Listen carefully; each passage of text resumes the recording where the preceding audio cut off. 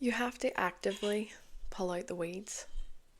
You have to regularly go and look and ponder, is this a weed or is this a plant? Sometimes weeds are difficult to fully see. Sometimes they blend in to the plant.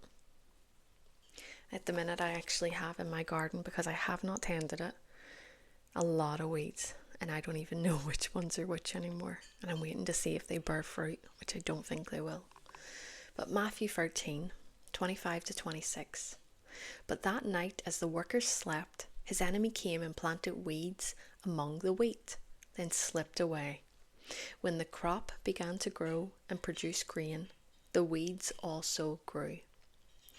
We have to pull out the weeds regularly, because a little weed will take a big root, and the ground in that area will be lost to the weed.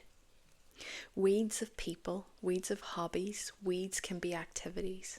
Weeds can be anything at all that really is fruitless in our lives.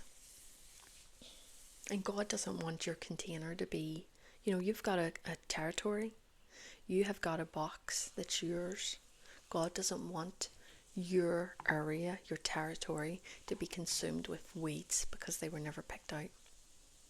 God wants you to be able to grow your bushes, your fruit bushes, your vegetation. He wants you to be able to grow the fruit, not be consumed because you didn't pull out weeds. When God plants a garden in you, you will see the weeds that come to take over. They come to take what should be going to the fruit.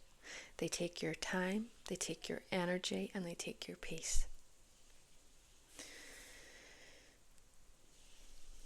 Maybe there's some things that come to your mind as you think about weeds. I know I've certainly had a few weeds in my life, especially the last couple of months. God has really spoken to me about removing things that are not producing fruit, even though they look good.